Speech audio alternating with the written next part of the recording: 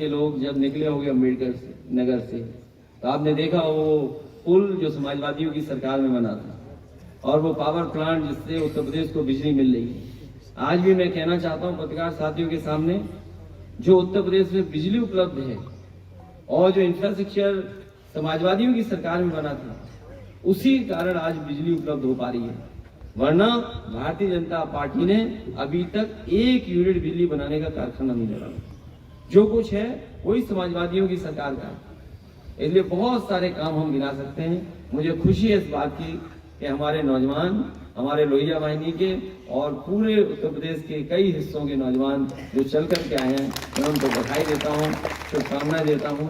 मुझे तो लगता था कि अपने साथियों का थोड़ा वजन कम हो जाएगा, लेकिन इधर मैं देख रहा हूँ कुछ लोगों का वजन बड़ा है। इसलिए लगता है कि अब साइकिल यात्रा और तेज रफ्तार से चलानी पड़ेगी। इसलिए बहुत बहुत बधाई देता हूँ अभिषेक यादव जी के साथ साथ जितने भी साथी आए हैं, उन सबको बहुत बहुत धन्यवाद, बहुत बहुत बधाई, बहुत बहुत शुभकामनाएं। अभी जरूर छुट्टी है, लेकिन कुछ समय बाद फिर शुरू करनी है। हमें उम्मीद है कि 24 का भी परिणाम अच्छा आएगा और आने वाले समय में जो संघर्ष और जिस दिशा में राजनीति जाएगी, उसमें समाजवादियों की सबसे महत्वपूर्ण भूमिका होगी और पीडीए ही एनडीए को हराएगा। आपको बहुत बहुत बधाई, बहुत बहुत धन्यवाद। मैं आप सबसे ये निवेदन करता हूँ साइकिलिस्टों, साइकिल साथियों से, कि जब एक एक करके आएंगे है, ये 24 बहुत महत्वपूर्ण है। देखिए 24 की बात आई तो हो सकता है ये फाइटर एयरक्राफ्ट ही हम लोग आपको सलामी दे रहे हैं। ये जो फाइटर एयरक्राफ्ट ऊपर निकल रहे हैं, ये साइकिल वालों को सलामी देते हुए जा रहे हैं। तो 24 में जीत होगी हम लोगों की। और मैं तो ये कहूंगा ये मैच गुजरात में हुआ है,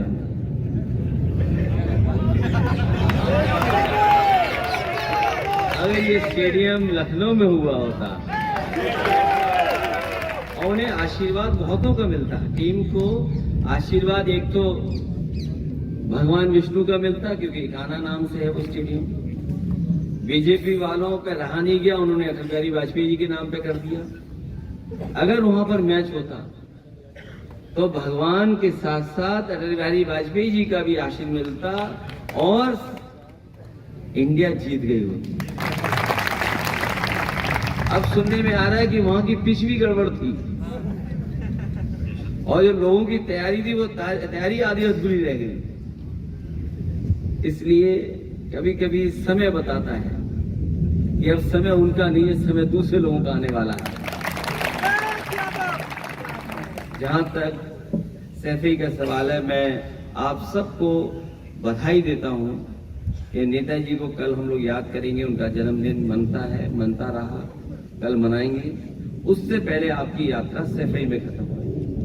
इससे बड़ी बात और क्या हो सकती है कि जहां से हमें साइकिल मिली, जहां से नेताजी ने समाजवादियों को जगाया और न केवल सैफई के लोगों को जगाया बल्कि देश के लोगों को जगाया और उन्होंने साबित किया कि गांव आर्थिक और सामाजिक रूप से अगर संपन्न होगा तो कितनी खुशहाली आएगी। एक ही यूनिट और एक ये गांव उन्होंने उदाहरण दिया, पेश किया। आज भी नेताजी को अगर याद करते हैं तो साथ साथ उन्हें सैफई भी याद करते हैं। अगर पहचान किसी ने दी है सैफई को और समाजवाद को, तो नेताजी ने, जो अपने जीवन भर सैफई से लेकर के समाजवाद के लिए संघर्ष करते थे। मैं आपको बधाई देता हूं, शुभकामनाएं देता हूं और हमें उम्मीद है कि आने वाले समय में इससे भी शानदार यात्रा होगी। और जिस तरह लखनऊ में चली थी, मुझे याद है मीडिया के लोग और खासकर बीजेपी के लोग सोच में पड़ गए थे कि इतने साइकिल वाले कहां से आते, ये तो कम थे।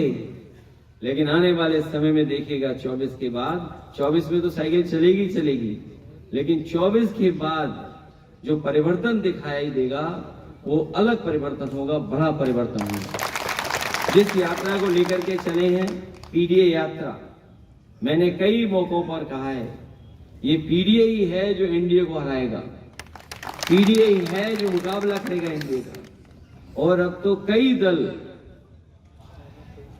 जाति गणना के पक्ष में बोलने लगे। वो दल भी बोल रहे हैं जिन्होंने कभी जाति गणना रोकी थी। जो लोग पुराना इतिहास जानते होंगे, आजादी से पहले भी जाति गणना हुई, आजादी के बाद जब जाति गणना होनी थी तो उस समय जो पार्टी सरकार में थी उसने जाति गणना रोकी। और चमत्कार देखिए कि आजकल कांग्रेस पार्टी भी एक्सरे की बात कर रही है कि समाज का एक्सरे होना चाहिए, और अगर हमारे डायग्नोस हो गया है, कोई बीमारी है समाज में, तो उसका इलाज क्या है?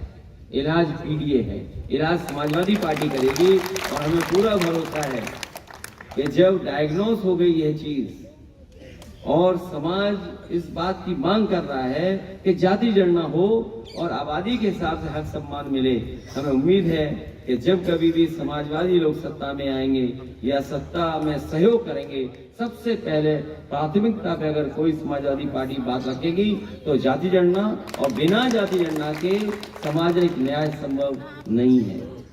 इसलिए नौजवान साथियों, बेरोजगारी तो है ही है, महंगाई आपके सामने है, और हमारे बाबा जी की तो गिनती आप जानते ही हो, 46 में 56 वाली। उन्हें आता है कि नहीं आता ये बात अलग है, लेकिन उन्हें 46 में 56 जरूर आता है। और मैं क्या कहूं, राष्ट्रीय महासचिव तो सब कह ही चुके हैं कि अभी तक की सबसे करप्ट और सरकार अगर कोई है तो वो भारतीय जनता पार्टी की है। आज भी कोई वो काम नहीं बता पा रहे।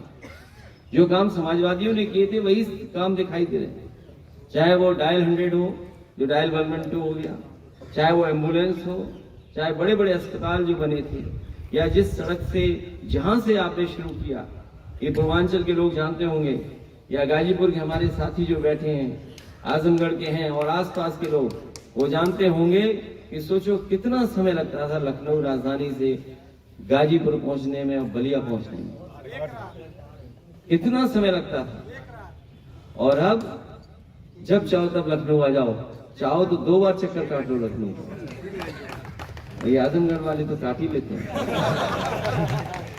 इसमें एक साथी है, उसका पता ही नहीं है कि आजमगढ़ में कब है, लखनऊ में कब है। और यही नहीं,